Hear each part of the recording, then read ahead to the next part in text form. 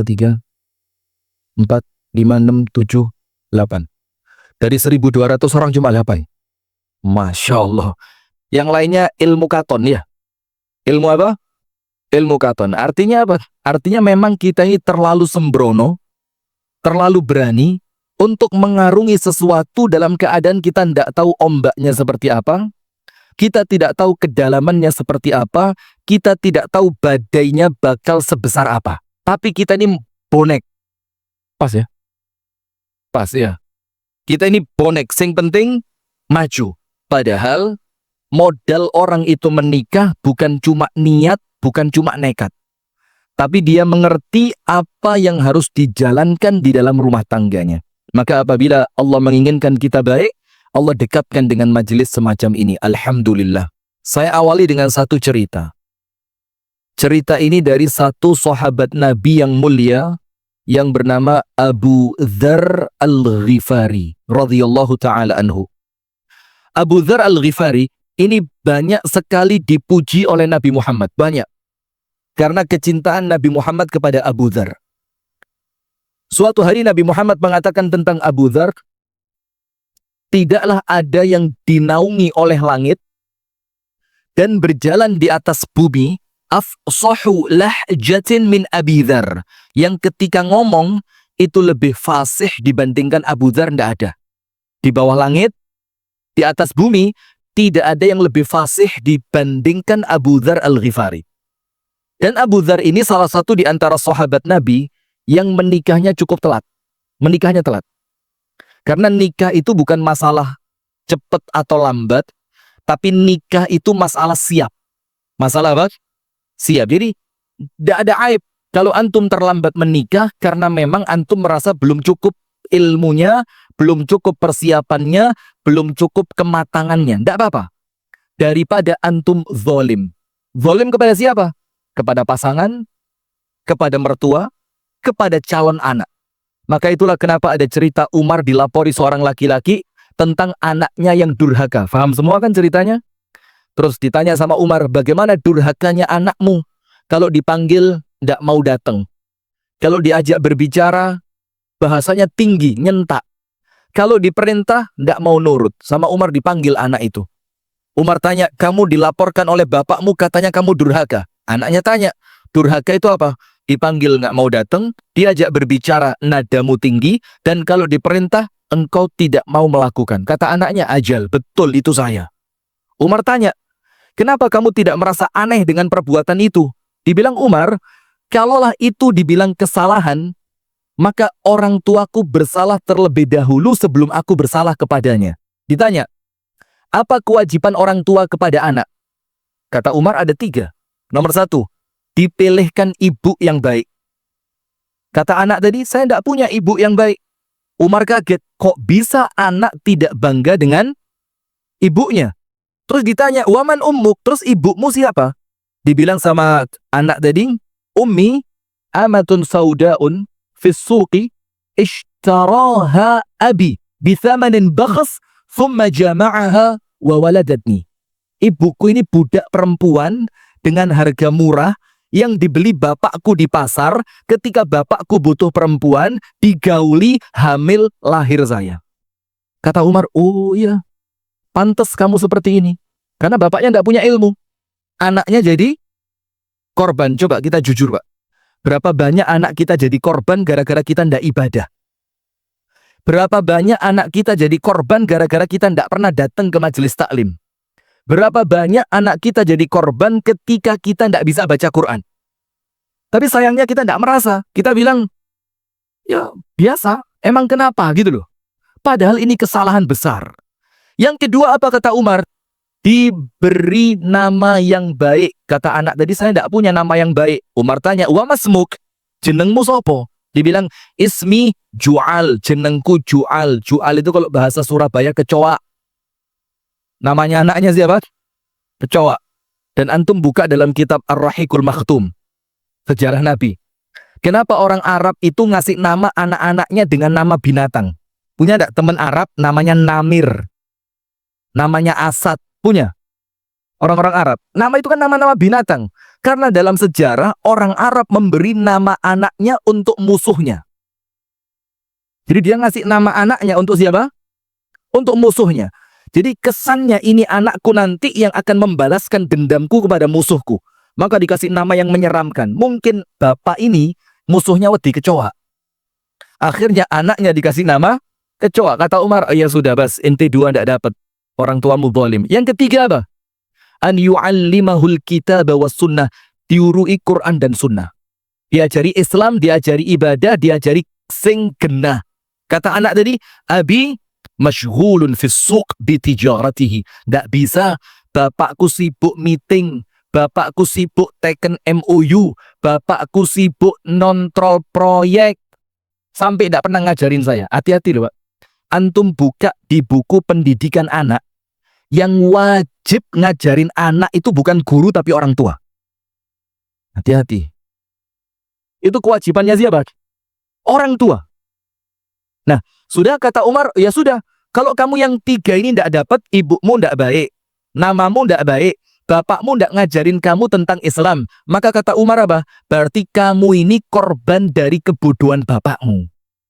Ganti bapaknya dipanggil, antum tahu diapain? Dicambuk sama Umar 8 kali cambukan. Gara-gara kebodohanmu, kamu menjadikan anakmu sebagai korban. Nah, ini ceritanya di zaman Umar. Di zaman Masjid Al-Ikhlas, ada apa enggak cerita begini? Jujur aja, enggak apa-apa. Enggak ada. Wah, Pak. Nah, repotnya di situ. Ada satu lagi cerita di zaman tabi'in. Di zaman apa? Tabi'in. Ada seorang bapak masuk ke rumahnya anaknya. Karena dia perpegangan dengan dalil anta wa maluka li abika. Kamu dan semua bondomu punya bapakmu. Maka antum kalau belajar ilmu fikih, dalam fikih itu kalau ada bapak membunuh anak, tidak dikisos. Mau dicoba? Ruwet ini ya. Tidak dikisos. Kenapa? Karena memang itu ada kepemilikan bapak di sana. Cukup di penjara. Nah sudah, maka bapak ini ngerti, oh ini rumah anakku berarti rumahku. Dia masuk ke rumah anaknya, tung. Wah, anaknya kaget, diuncali pakai batu besar. Pas kena di kepala bapaknya, gocer. Dalam keadaan penuh dengan darah, itu bapak lari ke mahkamah, ke pengadilan. Dilaporkan itu anak oleh bapaknya kepada qadhi. Dibilang, ma balud dam alladhi yajri fi wajhik. Ini urusan apa darahmu ini keluar? Kemudian bapaknya bilang, Romani waladi bil hajari hina dakhaltu baita. Anakku muncali sirahku dengan batu ketika saya masuk ke rumahnya. Kata qadhinya, ayo pasukan seret anaknya ke sini, seret anaknya ke pengadilan. Ketika anaknya datang, antum tahu yang pertama kali ditanyakan oleh qadhinya apa? Ditanya oleh hakimnya apa? Kenapa kok sampai bapaknya berdarah? Enggak. Pertanyaannya apa? A'allamaka abuka al-kitaba was sunnah? Apakah kamu pernah diajari Quran dan sunnah oleh bapakmu? Pernah enggak diajari Quran sunnah sama bapakmu? Anak tadi bilang, la walau harfan. Satu huruf pun tidak. Kata hakimnya apa? Ya sudah, anaknya boleh pulang. Terus bapaknya ngamuk. Lu ya apa hakim? Gocer lu ini. Apa urusannya ini? Kata hakimnya apa? Dhannaka thawran fadharaba ra'sak. Tadi waktu kamu masuk ke rumah anakmu, kamu sama anakmu dikira banteng. Maka kamu dilempari pakai batu. Anakmu ndak salah gara-gara kamu ndak pernah ngajarin dia. Coba kejadian ndak itu di rumah tangga kita? Anak kita teriak. Anak kita di waktu sholat, wangel jak-jakane sholat. Istri kita ketika diingatkan untuk berpakaian yang rapi susah.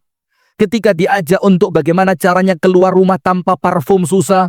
Ketika diajak kalau keluar ndak usah menor-menor susah. Kenapa? Diawali dari rumah tangga yang tidak dibangun di atas ilmu. Hati-hati. Nah, ceritanya begini. Ketika Abu Dzar Al-Ghifari mau menikah, telat, nikahnya telat. Apa yang terjadi? Maka Abu Dzar itu mengumpulkan teman-teman di rumahnya. Terus Abu Dzar mengatakan, uriduz zawaj. Wahai konco-konco. Kalau Surabaya panggilannya cak gitu ya. Cak. Jangan diganti cak. Cak. Ini konco-konco, saya mau nikah, kata Abu Dzar. Fabhathuli an dzati din. Carikan saya perempuan model sakarepmu. Sing penting ngerti agama. Lihat Pak, sekelas Abu Dzar masih merasa penting untuk mencari istri yang ngerti agama. Sekelas siapa ini? Abu Dzar. Karena Abu Dzar ngerti kehidupan rumah tangga itu tidak seindah bayangan drama Korea. Bu, nonton drakor. Tobat. Bu, apa istilahnya drakor itu apa? Enggak, yang biasa episode pertama itu ada bahasanya itu apa? Jangan pura-pura enggak tahu loh, Ustaz. Enggak tahu ya. Nah, ini karena Abu Dzar ngerti rumah tangga itu tidak seindah sinetron. Maka Abu Dzar tahu gelombangnya bakal besar, ujiannya bakal banyak, kesabarannya pasti diuji, didik anaknya pasti berat. Maka Abu Dzar cari siapa yang meringankan itu untukku. Cari perempuan modele bebas, yang penting ngerti agama. Kalau kita dibalik, agamane bebas, yang penting ayu. Ya, agamane bebas, yang penting soke. Mau dari mana baiknya rumah tangga kita ini? Wah, rumah tangga dunia berapa lama sih paling? Ayo, berapa lama paling? Sementara itu kalau kita pindah ke akhirat untuk selama-lamanya. Saklawasi urip, tidak ada mati setelah itu. Sudah. Maka Abu Dzar bilang, carikan untukku seorang perempuan yang mengerti agama. Temennya ngetes, tidak serius. Ngomong apa? Ya Aba Dzarrin, innali amah sauda dzatudin. Abu Dzar, kalau omonganmu benar, saya punya. Kata temennya. Seorang budak perempuan berkulit hitam. Dan mohon maaf ya, kalau ngomong budak, jangan bayangkan perawan. Tidak ada. Tidak ada. Dan itu di zamannya bukan aib. Karena budak itu halal digauli oleh siapa? Oleh majikannya, oleh tuannya.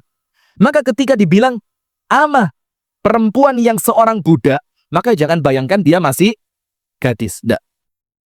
Dalam keadaan dia adalah seorang budak, plus kulitnya hitam, tapi ngerti agama. Antum tahu apa kata Abu Dzar? Uriduha. Zawijni minha. Saya mau sama dia. Belum, tidak pakai nazor.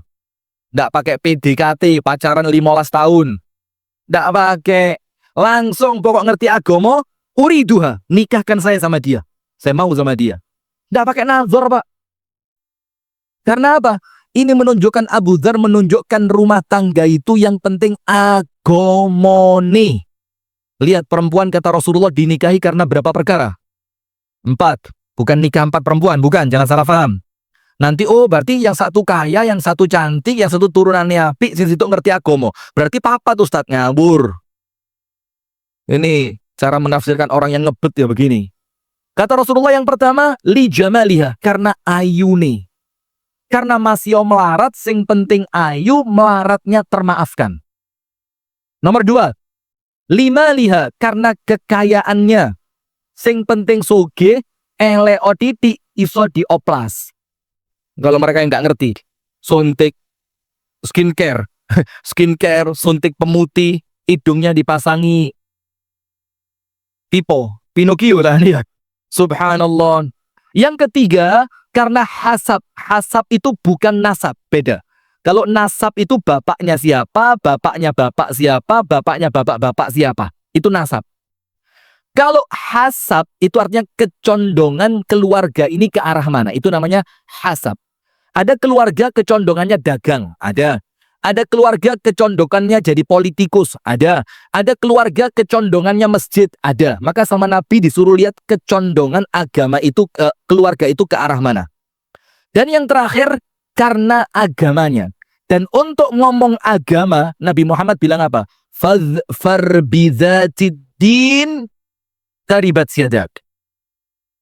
Fadhfar, antum tahu arti bahasa Arabnya, arti tekstualnya. Kalau pilihlah, fakhtar, itu pilihlah. Atau fab'ath, carilah. Tapi Nabi Muhammad mengatakan fadhfar. Dhofar itu artinya menang. Ketika Nabi Muhammad mengatakan fadhfar bidzatiddin, artinya apa? Menangkan perempuan yang ngerti agama. Kenapa bahasanya menangkan? Seakan-akan perempuan yang ngerti agama itu diperebutkan banyak orang, dan kalau panjenengan yang dapat, maka panjenengan pemenangnya. Jadi direbutan. Soge gak ngefek, Pak. Gak ngefek. Antum lihat berapa banyak artis-artis suge-suge. Yo selingkuh, yo cerai, yo KDRT. Na'udzubillah a'azzanallahu wa iyyakum ajma'in. Dan Rasul mengatakan pilih yang ngerti agama, maka tanganmu selamat. Tanganmu selamat artinya apa? Ringan tanggung jawabmu kelak di hadapan Allah. Untuk laki-laki Rasulullah mengatakan idza ja'akum man tardawna dinah wa khuluqah fazawwiju. Kalau datang ke rumah kalian seorang laki-laki niat ngelamar anak gadis kalian, laki-laki itu agamane api. Agamane api artinya apa? Agamane api, rukun Islamnya bagus, ndak pernah kelihatan ninggal sholat, ndak pernah kelihatan ninggal poso. Itu cukup. Ojo terlalu teliti. Mau cari di mana Anda? Ndak ketemu malaikat di Surabaya, ndak ketemu. Yang penting ketok sholate genah, posone genah, ngaji yo iso. Wa khuluqah, dan baik akhlaknya. Apa standar baik akhlak itu apa? Tidak pernah kelihatan cacat secara budi pekerti. Gak tahu kekok mabuk nek ngarepe wong akeh. Kalau sembunyi itu urusannya Allah ya, kita ndak perlu mengkorek sampai dalam. Ndak pernah kelihatan konangan berzina, ndak pernah kelihatan mencuri. Jadi tidak pernah kelihatan cacat secara moral. Apa kata Rasulullah kalau datang laki-laki semacam itu? Fazawiju. PN dadi mantumu aja ditolak. Kalau ndak diterima, takun fitnatun fil ardi wa fasadun kabir. Kalau laki-laki baik ndak diterima dadi mantu, efeknya berat. Akan terjadi fitnah di muka bumi, kerusakan. Akan terjadi fitnah di muka bumi dan kerusakan yang besar. Saya mau tanya, apa urusannya wong lanang apik gak dipek mantu kok urusannya berlanjut sampai fitnah dan rusaknya bumi? Kenapa? Karena al-irqa dassas, getih gak iso diapusi. Iki anake sopo, turunane sopo, bapaknya api opo elek, mesti kelihatan dari siapa? Anaknya. Maka kalau ada anak mbweti, wangel dituturi, panjenengan tanya, anaknya sapa sih? Nyebut satu nama. Oh alah yo pantes. Pernah begitu ndak? Anaknya sapa sih iki? Disebut nama ibunya. Oh alah yo gak salah lek anake wong iku, iya ndak? Nah, maka kalau sampai orang baik ndak diterima, keturunan baik itu akan hilang. Nah, sudah. Maka Abu Dzar milih perempuan tadi. Welek a'azzanallahu wa iyyakum. Bukan berarti kita meremehkan sahabat, tapi kemudian kita mau menceritakan seperti apa kisahnya di zaman itu. Sudah. Teman-temannya kaget. Loh, hadza jad wala hazal. Iki serius apa guyon Abu Dzar ini? Ternyata Abu Dzar serius. Nggak lama setelah hari itu nikah Abu Dzar dengan budak perempuan hitam tadi. Apa yang terjadi? Setelah jalan setahun, jalan 2 tahun, temen yang kemarin mengusulkan perempuan itu untuk dinikahi oleh Abu Dzar balik ke rumahnya Abu Dzar, geruduk balik. Mertamu. Mertamu itu bahasa Inggrisnya apa ya? Visiting. Your English is bad, my English is great. Kampung Inggris ini. Nah, sudah datang teman-temannya, tanya sama Abu Dzar, basa-basi bagaimana kabarmu, bagaimana istrimu, bagaimana anakmu, segala macam. Ditambahi sama temennya, ya Aba Dzarrin, ama turidul hasna, gak kepingin ta rabi mbek wong wedok sing unyu-unyu gitu. Sing rodok pantes didelok, sing rodok ayu, kulite apik, wajahnya bersih, orangnya cantik, ndak kepingin ta? Abu Dzar langsung nyekak. Skak mat. Skak mat. Apa kata Abu Dzar? Saya tahu maksud kalian ini. Kalian mencela istri saya karena paras wajah dan tubuhnya. Terus Abu Dzar bilang apa? Hiya allati tuqidhuni idza nimt. Kamu tahu siapa istri saya itu, kata Abu Dzar? Jangan lihat wajahnya, tapi lihat sifatnya. Dia itu perempuan yang membangunkan aku ketika aku telat untuk sholat tahajud. Nomor 1. Hiya allati tuqidhuni idza nimt. Dia yang membangunkan saya untuk sholat malam ketika saya ketiduran. Yang bangunin siapa? Istrinya. Panjenengan dibangunin siapa? Alarm muni di snooze, mundur 15 menit sampai adzan subuh ya. Mundur, tunda. Ini yang ketawa pengalaman kabeh ini ketoro. Alarm wis muni ditunda 10 menit, 15 menit. Subhanallah, la haula wala quwwata illa billah. Nomor 1. Hiya allati tuqiduni idza nimt. Dia yang membangunkan saya ketika saya tidur untuk tahajud. Nomor 2. Wa hiya allati tusyajji'uni idza kasult. Itu perempuan yang nyemangati saya kalau saya lagi males. Kita enggak, kita sebaliknya ngelihat istri langsung moodnya hilang. Males lapo-lapo ya. Ini perempuan yang kalian hina. Ini perempuan yang senantiasa menyemangati aku, membangkitkan semangatku, meningkatkan kemauanku untuk ibadah ketika aku sedang malas. Nomor 2. Nomor 3. Wa hiya allati tudzakkiruni idza nasit. Dan itu perempuan dengan agamanya, dia yang mengingatkan aku ketika aku sedang lupa. Terus ditutup sama Abu Dzar apa?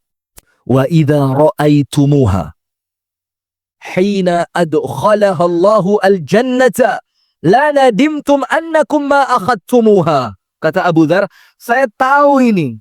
Nanti kalau kalian lihat kecantikan istri saya yang kalian cela sekarang, ketika Allah masukkan dia ke dalam surga, maka kalian akan menyesal kenapa dulu bukan kalian yang menikahi dia. Coba ini sekelas Abu Dzar. Nah, bagaimana dengan abu-abu ini? Itu nomor 1. Itu kisahnya siapa? Abu Dzar. Antum tahu Imam Ahmad bin Hanbal? Abu Abdullah Ahmad ibnu Hanbal rahimahullahu ta'ala, nikahnya umur 50. Nggak pakai ditanya kapan nikah. Nggak pakai. Dan kalaupun ditanya mungkin Imam Ahmad gak baperan ya. Umur 50 baru nikah. Orang tuanya sudah meninggal. Abahnya meninggal, umiknya meninggal. Maka datang ke bibinya. Terus Imam Ahmad ini ngomong sama bibinya, ya khala uridu zawaj.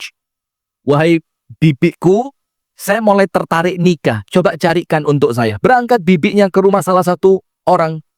Yang di dalam rumah itu ada 2 gadis perempuan. Di rumah tadi ada 2. Ketika bibinya masuk, ditanya sama ahlul bait, "Madza turidin?" Apa yang kamu inginkan? Dibilang apa? "Akhtub li ibna akhi libni akhi Ahmad ibni Hanbal." Saya melamarkan untuk ponakan saya yang namanya Ahmad bin Hanbal. Saya mau lihat 2 putri kamu. Namanya dilamar Imam Ahmad. Dan Imam Ahmad ketika mau nikah sudah menjadi ulama yang terkemuka di zamannya. Maka pintu manapun yang diketuk tidak akan ditolak. Itu loh Pak, terapi Pak. Sing pantes, sing keren, aja rapi ndingkluk. Mau ngapain? Ngapain ya? Nggak jadi wes Pak, pulang saja. Lah lemes. Ini antum yang yakin, pintu manapun antum ketuk, antum tidak akan ditolak. Kenapa? Kualitas diri, sing pantes, sing dewasa, sing keren, yang punya prestasi. Saya gelembos sih. Iya, umur 17 tahun tidak bisa apa-apa di tempat kita ini. Dalam keadaan 17 tahun di zaman Nabi, panglima perang. Siapa namanya? Usamah bin Zaid. Subhanallah. Sudah. Maka keluar 2 perempuan tadi. Karena mau ditunjukkan kepada siapa? Kepada bibinya Imam Ahmad bin Hanbal. Siapa tahu salah satunya dipilih. Sudah, dilihat yang satu cantik, jelita, gak nyacat blas. Kalau bahasa orang Surabaya, nyacat kualat. Mulai rambut, wajah, kulit, tinggi badan, semuanya perfect. Wayu pol. Tapi agamanya kurang. Nomor 2. Biasa banget. Kalau tidak boleh dibilang jelek. Biasa banget. Tapi agamanya cakep. Sudah? Pulang bibinya Imam Ahmad. Ketemu sama Imam Ahmad. Ya Ahmad ibn Hanbal. Wahai ponaanku Ahmad bin Hanbal. Ada 2 di rumah tadi. Tak cerita nih. Nomor 1. Wayu pol. Kalau kita Pak krungu Pak. Yo sikwai. Lo nomor 2 durung krungu. Sikwai. Kakak-kakean. Nomor 1 apa? Cantik jelita. Top. Diceritakan. Tapi indaha naqisun fid din. Tapi dia itu agamanya kurang. Nomor 2. Diceritain hidungnya, kulitnya jelek Ahmad yang nomor 2. Tapi zatudin. Agamane api. Apa kata Imam Ahmad? Idza tazawwajtu li hawaya. Kalau saya nikah untuk nafsu saya pilih yang nomor 1. Ayo, ini kita koreksi diri masing-masing. Anda nikah untuk nafsu atau untuk yang lain? Kalau saya nikah untuk nafsu saya pilih yang nomor satu. Fanti jelita, agama urusan buri. Gak jilbaban masuk, tak jilbabi kok mari rabi. Ya sampai di kafani gak jilbaban ya apa? Nomor satu. Kata Imam Ahmad, kalau saya nikah untuk nafsu, saya pilih nomor satu. Wa idza tazawwajtu li rabbi wa li akhirati wa li dini fakhtartu tsaniyah. Tapi kalau saya nikah untuk Allah, saya nikah untuk akhirat, wa tazawwajtu li dini, untuk agamaku, fakhtartu tsaniyah. Saya pilih yang kedua. Dan antum tahu yang dipilih yang mana? Yang kedua. Nomor dua. Wajah biasa tapi agamanya cakep. Coba perempuan sekarang. Subhanallah. Nah, saudara, setelah kisah itu apa yang terjadi? Ketika istrinya itu wafat, namanya Ummu Saleh. Ketika istrinya itu wafat, Imam Ahmad Ritha itu menceritakan kebaikan istrinya di hadapan orang-orang yang takziah. Apa kata Imam Ahmad? Aishtu 20 sana ma'a Ummi Saleh fama ikhtalaftu ma'aha walau kalimah. Saya hidup sama perempuan ini 20 tahun, kata Imam Ahmad. Fama ikhtalaftu ma'aha walau kalimah. Tidak pernah membantah saya walaupun dengan satu kata. Walaupun dengan berapa? Satu kata. Sekarang kalau istri kita kakean protes, ojo ngamuk, muhasabah, kita nikahnya untuk siapa kok sampai milih orang seperti itu? Ketika istri itu kemudian protes, nuntut, minta ini, minta itu, ganggu ini, ganggu itu, jangan gampang ngamuk. Coba muhasabah. Kenapa kok sampai muncul perempuan seperti itu di rumah kita? Yang milih siapa? Ayo jawaban, Pak. Siapa yang milih dulu? Ustaz kebablasan. Selamat ceramah ikat saiki. Maka kata Imam Ahmad, karena saya pilih agamanya, dan saya menikah untuk Allah, saya menikah untuk akhirat, saya menikah untuk agama Allah, maka Allah membalas untuk saya dengan apa? Hidup 20 tahun. Belas tidak pernah bantah. Subhanallah. Itulah istri yang nolong kita untuk perkara akhirat. Nah, maka ada satu hadis yang sahih dalam kitab As-Sahih Al-Jami'. Rasulullah sallallahu alaihi wasallam bersabda, qala Rasulullah sallallahu alaihi wasallam, liyattakhidh ahadukum qalban syakira. Hendaknya setiap kalian memiliki qalban syakiran, hati yang gampang bersyukur. Hati yang gampang bersyukur itu apa? Oleh titik syukure gede. Tidak seperti kita, oleh gede syukure. Kenapa kita ini mendapatkan perkara besar kok syukurnya kecil? Karena perkara besar itu sudah biasa kita dapat. Karena keinginan kita terlalu besar sampai oleh yang gede kesannya. Jadi sing tak jaluk sakmene. Jadi syukurnya kurang. Sementara qalban syakiran itu oleh titik syukurnya gede. Jadi jangan terlalu tinggi angan-angan. Antum tahu tinggi angan-angan itu penyakit yang dilemparkan siapa ke dalam hati kita? Setan. Setan itu mbisi kita tulul amal. Tulul amal itu panjang angan-angan, panjang cita-cita, dianggap umure sik dawa. Itu namanya tulul amal. Ada orang kerja, belani ninggal anak, ninggal istri, harapan hasil kerjanya untuk nyenengno anak, nyenengno istri, ketika dia pulang istri sama anaknya mati kena bencana. Ada yang sebaliknya. Dia rela ninggal anak, ninggal istri, tidak sempat menikmati hasil orangnya mati duluan. Karena nikmat itu cuma dua. Kalau bukan Anda yang meninggalkannya, Anda yang ditinggalkan olehnya. Tinggal pilih mau yang mana. Nah sudah, maka oleh Rasulullah diingetin, wis talah, goleo ati sing gampang syukur. Oleh titik wis seneng. Sing penting cukup wis apik. Yang kedua, walisanan zakiran. Dan hendaknya kalian memiliki lisan yang apa? Enteng zikir. Lisan ini penting. Dan ini mempengaruhi kesolihan anak.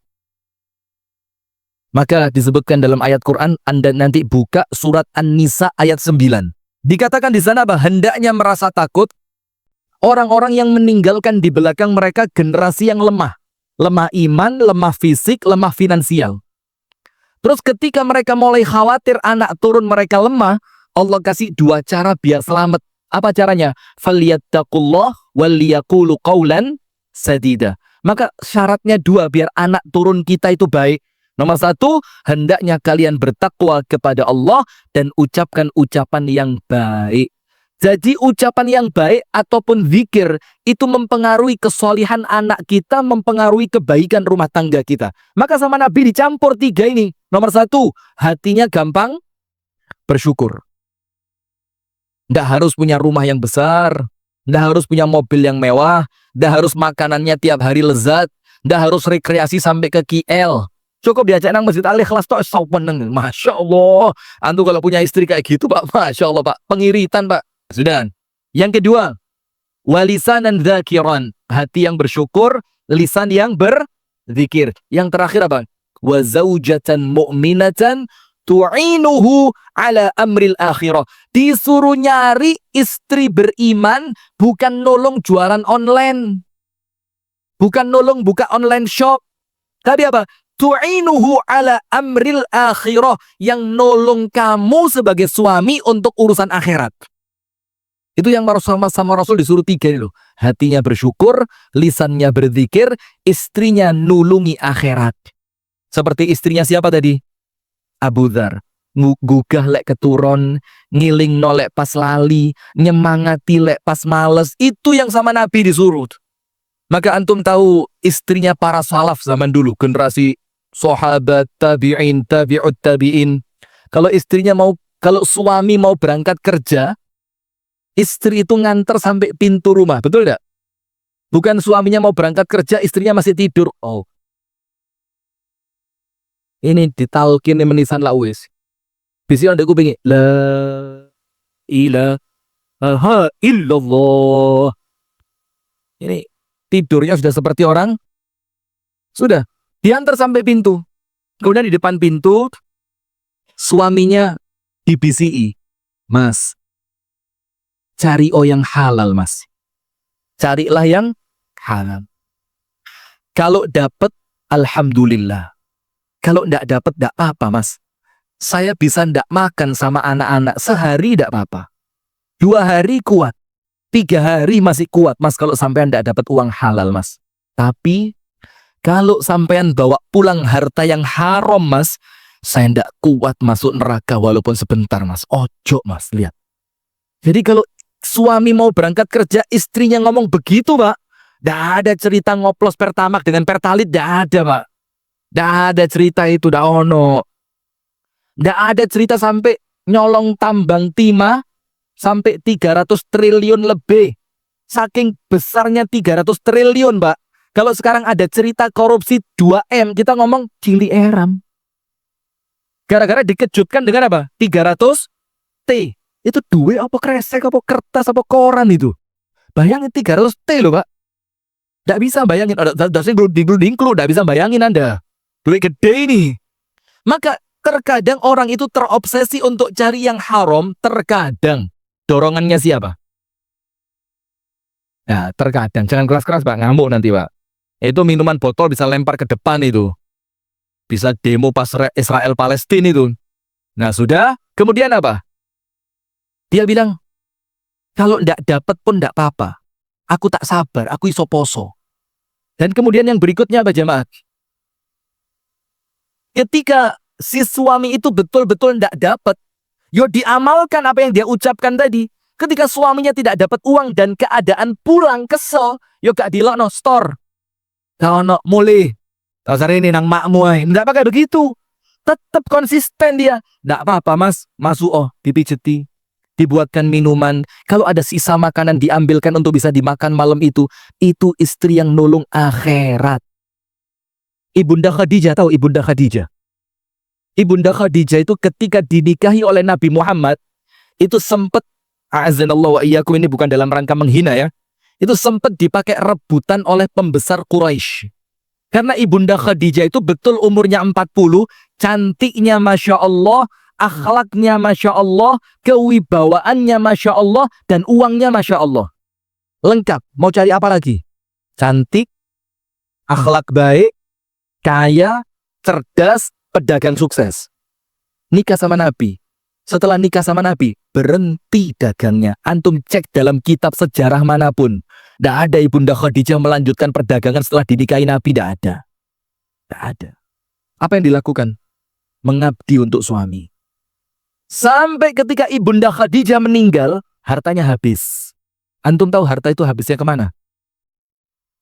Untuk dakwahnya Nabi. Subhanallah. Ini loh. Masuk surga bareng-bareng itu ketika ketemu pasangan yang model begini. Bukan pasangan yang apa tadi namanya tadi yang lagi rame itu? Velocity. Ini narik nang rokok kayak tau Velocity ini. Lawang suami kerja, istri ngarepe TikTok. Apa? Ini perasaan tak ajak nang barongan kok kesambet jin. Ini jin masuk lewat mana? Di ruqyah malah gak mempan. Antum mau berharap apa dari istri yang model begitu? Nah, sudah sekarang antum buka ayatnya. Antum buka dalam Al-Qur'an surah Ar-Ra'du ayat 20 sampai 24. Surat apa? Ar-Ra'du 20 sampai 24. Itu aja yang kita bahas malam ini. Kalau Anda mau tambah, Anda tambahi surat At-Tur. Surat apa? At-Tur. Mulai ayat 16 sampai 24. 16 sampai 24 itu role model keluarga muslim ideal sedunia, sesurga. Ar-Ra'du 20 sampai 24. Saya baca cepat. Alladzina yufuna bi'ahdillahi wa la yanqudhuna al-mitsaq. Yaitu orang-orang yang menepati janjinya kepada Allah. Apa janji kita kepada Allah apa? Ibadah kepada Allah dan tidak menyekutukan Allah dengan sesuatu apapun.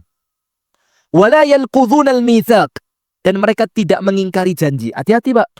Janji itu, Pak, ini pertaruhan antara mukmin atau munafik. Dan hati-hati loh ya, munafik itu bukan ringan. Munafik itu tidak ringan. Cirinya orang munafik salah satunya apa? Wa idza wa'ada akhlafa. Kalau berjanji diingkari. Wa idza u'tumina khan. Kalau dikasih amanah, khianat. Sementara orang-orang yang iman, yang orientasi rumah tangganya adalah surga, nomor satu, nurut kepada Allah karena kita telah berikrar, asyhadu an la ilaha illallah. Yang kedua, tidak pernah mengingkari janji. Meneh. Berangkat. Jam 6. Sekarang antum lihat undangan pengantin. Undangan jam 9, mulai jam berapa? Antara yang ngundang sama yang diundang sama-sama ngertinya. Ya, diundang jam 9 ini ya kira-kira ngerti lah ya, mulai ini 9:30 paling cepat di sana. Sampai Pak KUA-nya pun ngerti. Ini apa namanya kalau bukan munafik coba? Hati-hati jemaah. Yang kedua, walladzina yasiluna ma amarallahu bihi ayyusal. Yaitu orang-orang yang senantiasa menyambung apa-apa yang Allah perintahkan untuk disambung. Tidak pernah mutus yang namanya silaturahim. Qati'ur rahim la yadkhulul jannah. Orang yang mutus silaturahim tidak pantas masuk surga. Hadis Bukhari Muslim. Mau apa Anda? Yang belani musuhan Bik Mase, Adie, Ponaane, Pak Dene. Mau masuk surga lewat pintu yang mana Anda? Sampai Abu Hurairah itu pernah ngusir jamaah pengajian gara-gara dapat laporan orang yang satu itu bermusuhan dengan pamannya dan belum baik-baikan. Sama Abu Hurairah diusir. Apa kata Abu Hurairah? Saya tidak mau rahmatnya Allah ke majelis ini tertutup gara-gara kamu. Pergi kamu dari majelis saya. Nomor dua, senantiasa menyambung tali apa? Silaturahim.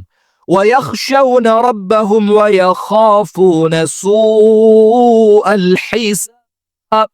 Takut kepada Allah, tidak macam-macam, Pak. Wedi sama Allah, merasa diawasi oleh Allah, merasa bahwa dia bakal dihisab oleh Allah.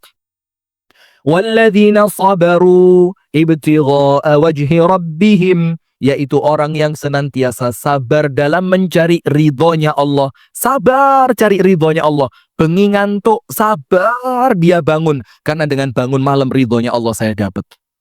Kepingin medit, tapi dia sabar. Uang harus keluar untuk Palestina. Karena apa? Mengharapkan ridho dari Allah. Kemudian wa aqamus salata wa anfaqu mimma razaqnahum sirran wa alaniyah. Salat apik, sedekahi kenceng. Kemudian wa yadra'una bil hasanati sayyi'ah. Kalau ada yang jelek dibalas dengan baik. Tonggone ngantem omahe gawe kerikil, dibales omahe tonggone dikirimi parcel. Bisa? Memang surga itu ndak murah. Ndak iso mlebu surga cekakak, cekiki, ngopa, ngopi, cangkrak, cangkruk. Ndak bisa. Nomor 1. Menjalankan apa yang telah dia janjikan kepada Allah dan dia tidak mengingkari janji. Nomor 2, menyambung tali silaturahim. Nomor 3, takut kepada Allah. Nomor 4, mengkhawatirkan beratnya hisab. Nomor 5, sabar dalam mencari keridhaan Allah. Nomor 6, mendirikan sholat. Nomor 7, menyedekahkan sebagian apa yang Allah berikan. Dan yang ke-8, membalas keburukan dengan kebaikan. Terakhir apa? Ulaika lahum uqbaddar. Mereka itulah yang dapat balasan negeri yang baik, rumah yang baik. Apa itu? Jannatu adnin yadkhulunaha wa man salaha min abaihim wa azwajihim wa dzurriyyatihim. Mereka Allah masukkan ke dalam surga bareng siapa? Bareng bapaknya, bareng istrinya, bareng suaminya, bareng anak-anaknya. Allah masukkan surga bareng kabeh. Ar-Ra'du berapa? 20 sampai 24. Allah masukkan mereka ke surga. Bapaknya ikut masuk, otomatis ibunya. Istrinya ikut masuk, otomatis suaminya. Anak-anaknya ikut masuk. Wal malaikatu yadkhuluna alaihim min kulli bab. Dan malaikat tidak berhenti masuk ke pintu surganya mereka. Mengucapkan apa? Salamun alaikum bima sabartum fa ni'ma uqbaddar.